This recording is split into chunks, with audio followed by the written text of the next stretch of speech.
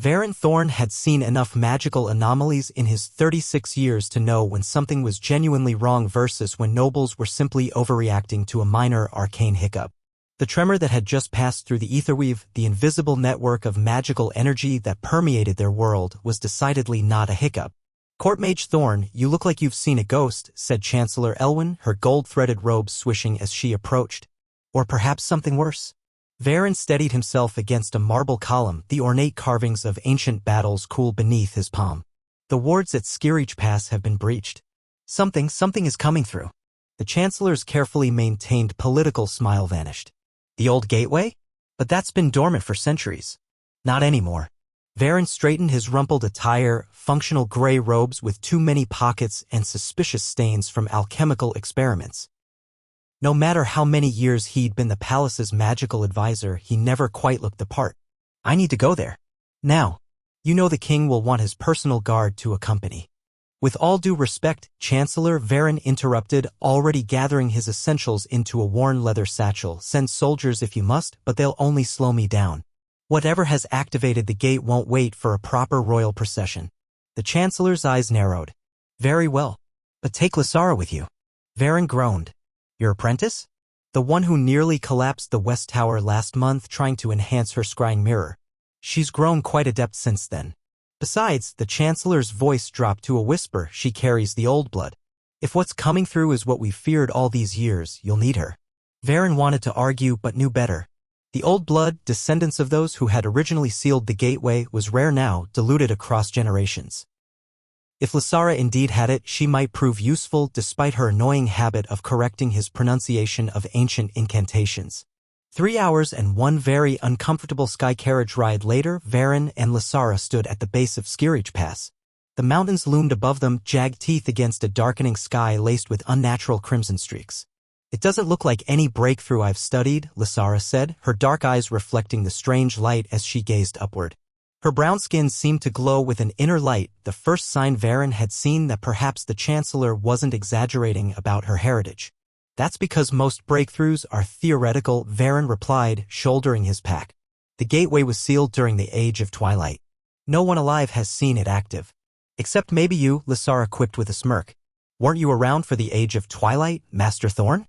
You've certainly got the fashion sense for it." "Hilarious. Keep the jokes coming while we climb toward potential doom." Despite himself, Varin felt a smile tug at his lips. The girl had spirit, he'd give her that. The narrow path wound steadily upward, carved into the mountain itself. Ancient runes flickered weakly along the stone walls, their protective power fading after centuries of vigilance. As they climbed higher, the air grew thinner, but also heavier with magic, contradictory sensations that made Varin's skin crawl. "Something's not right," he muttered, half to himself.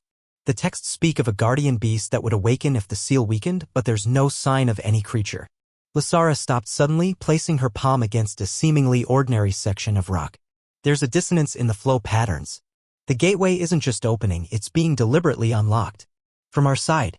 Varin stared at her. "That's impossible." The knowledge required to manipulate the old seals was purged from every record. Clearly not every record, came a voice from above them.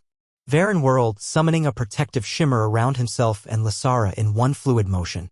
Standing on a ledge 20 feet up was a man dressed in the simple gray robes of a palace scribe, though the hood obscured his features. "Davin?"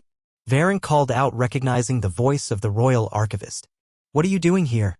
"Finishing what our ancestors were too afraid to begin," Davin replied, lowering his hood to reveal a face transformed by arcane markings, silvery runes etched into his skin, pulsing with power. "They sealed away our salvation out of fear, Varin. Or maybe they sealed away our destruction because they weren't complete idiots," Varin countered, mind racing. Davin had always been eccentric, constantly petitioning for access to the forbidden archives, but this level of madness was unexpected. "The beast isn't what you think," Davin said, his voice taking on a dreamy quality. "I've communed with it through the weakening veil. It's not some mindless monster, it's a guardian of knowledge. Technology that could transform our dying world." "Our world isn't dying," Lysara interjected. "Isn't it?" Davin laughed, a hollow sound that echoed unnaturally. "The thaumaturges predict total magical depletion within 3 generations. The crystal fields that power our cities are growing dim. We're reverting to primitive technologies while clinging to fading enchantments." Varin felt a chill that had nothing to do with the mountain air. The worst part was that Davin wasn't entirely wrong. The kingdom's reliance on magical energy had created a crisis that the royal court desperately tried to hide from the public. The beast offers a solution, Davin continued. A bridge between magic and machine, biomantic interfaces that can harness energies we've never imagined. At what cost? Varin demanded, taking a step forward.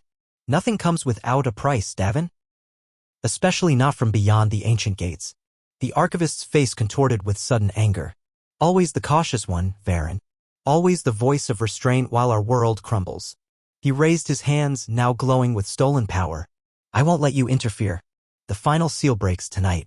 Before Varin could respond, the mountain itself seemed to shudder. A deafening crack split the air as a fissure opened in the rock face between them, revealing a passageway that hadn't existed moments before. From within came a low, rhythmic sound, not quite a growl, not quite machinery. It's too late, Davin whispered, his anger transforming to reverence. The beast awakens. The passage yawned before them like the throat of some colossal entity, its walls lined with technology that defied categorization, part crystalline growth, part mechanical precision, all pulsing with an inner light that shifted between colors never meant for human eyes. Stay behind me, Varin commanded Lysara, who for once didn't argue. The beast is calling to me, Davin murmured, his rune-marked face rapturous as he began descending toward the passage. It needs a conduit, a bridge to fully enter our reality. Davin, wait. Varin lunged forward, but the archivist was already sliding down the rocky slope toward the opening. We can't follow him, Lysara said, gripping Varin's arm. Not without protection. Her fingers traced complex patterns in the air, weaving a shield of shimmering energy around them. This won't last long, but it might be enough to resist the immediate effects of whatever's down there. Varin nodded grimly. Clever girl. Let's go. They descended into the passage, the air growing thick with possibilities, literal ones, Varin realized with a start. Reality seemed less fixed here, with ghost images of alternative versions of themselves occasionally flashing at the corners of their vision. It's a nexus point, Lysara whispered. A place where realities intersect.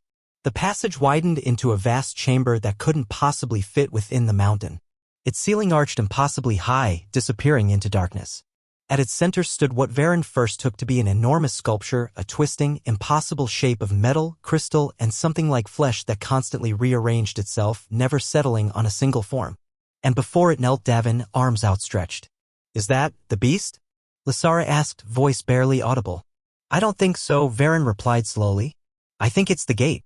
As if responding to his words, the twisting structure pulsed, and a voice that wasn't a voice filled the chamber, not sound, but pure concept downloading directly into their minds. Interface established. Query nature. Davin's body jerked like a puppet. When he spoke, his voice had a layered quality. You are the guardian. The one they call the beast. Guardian designation accurate. Beast designation. Emotional response of prior contactees. Query remains. What exactly is it asking? Lysara whispered. I think it wants to know why we're here, Varin replied. Then, louder, we came because the seals were breaking. We feared what might come through. The structure twisted again, components realigning into a rough approximation of a face, if a face could exist in too many dimensions at once. Purpose of Guardian, prevent unregulated transfer between realities. Your ancestors created the seal to prevent exodus from your reality during collapse event. Varin and Lysara exchanged confused glances. Collapse event? Varin asked. Davin turned toward them, his eyes now glowing with the same shifting light as the structure. It's showing me. Our world, our reality, underwent a partial collapse 8 centuries ago. The dimensional barriers thinned. People began crossing over, fleeing to other realities. That's the great vanishing from the histories, Lysara gasped. Thousands disappeared overnight. Unregulated transit destabilizes all connected realities. Guardian established by consensus of remaining governing bodies. I am the beast that guards the gate, a biomechanical filter. But our magic is fading, Davin said, his own voice momentarily breaking through. You can help us restore it, can't you? The structure shifted again, components whirring. Negative. Magic depletion, natural consequence of reality stabilization. Attempting to reverse process would reinitiate collapse. Davin's face contorted with rage. No. You promised power. Solutions. Error. No such promise made. Possible deception by another entity. A cold realization washed over Varin. Davin, what exactly communicated with you through the weakening seal? The beast did. Davin snarled, but doubt flickered across his face. I don't think so, Varin said softly. I think something else was using the disturbance as a way to manipulate you. Something that wanted the gate opened. As if confirming his suspicion, a dark shadow began pooling at the edges of the chamber, coalescing into a shape that shifted between smoke and liquid. Breach detected. Parasite entity present. Initiating containment. The structure, the Guardian, extended crystalline appendages toward the shadow, which hissed and recoiled. We need to help it, Lysara said, stepping forward. The old blood, that's why the Chancellor sent me, isn't it? We're connected to this Guardian somehow. Varin nodded slowly. The seals weren't just to keep things out. They were to keep the Guardian in place, anchored to our reality. Lysara closed her eyes, extending her hands. The faint glow beneath her skin intensified until she seemed lit from within. I can feel it. The connection. Like a thread that's always been there. The shadow entity surged toward Davin, who screamed as it enveloped him. His body contorted, growing and twisting into something no longer human. I am the true power beyond the gate. It roared with Davin's mouth, now stretched impossibly wide. I will consume this reality as I have countless others. The Guardian's crystalline appendages shot toward the transformed Davin, but the shadow entity was quick, slithering away while dragging its host's mutating body. It's trying to escape, Varin realized. If it gets past the seal before it's repaired. It won't, Lysara said with unexpected authority. She looked different now, more present, more real somehow, as if she existed more firmly in this reality than anything else in the chamber. Varin, I need your power. All of it. Understanding what she meant, Varin didn't hesitate. He placed his hands on her shoulders and released the careful control he maintained over his magical reserves, channeling everything into Lysara. The chamber filled with blinding light as Lysara became a conduit between the Guardian and the ancient bloodline that had helped create it. The runes along the walls flared to life, no longer faded but burning with renewed purpose. You cannot contain me, the shadow entity shrieked, but it was already being pulled back, compressed. Recalibration complete. Seal integrity restoring. Parasite entity contained. The transformed Davin struggled against invisible forces now pulling him toward the center of the chamber, toward the Guardian itself. Varin, help me, he begged, momentarily sounding like himself again. Varin stepped forward, but Lysara's hand on his arm stopped him. We can't, she said, tears streaming down her face. That's not Davin anymore. The entity has corrupted him completely. But she speaks truth, came Davin's voice, now calm despite his body's continued transformation. I made my choice, old friend. Blinded by ambition. Let me serve a purpose in containing what I helped release. The shadow entity howled in rage as Davin's consciousness reasserted control one final time, forcing his mutated body toward the Guardian. As they connected, a pulse of energy rippled outward, knocking Varin and Lysara to the ground. When they could see again, the chamber had changed.